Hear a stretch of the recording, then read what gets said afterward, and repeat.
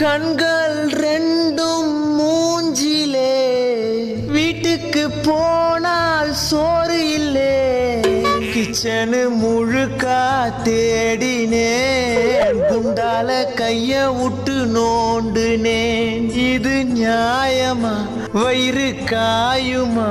2 தோசையாச்சு சுட்டு போடுமா? நல்ல சோறு வீட்ல துண்ணு ரொம்ப நாள் ஆனதே. 4 நாளா பட்னியாயிருந்து வயிறு வெந்து போனதே.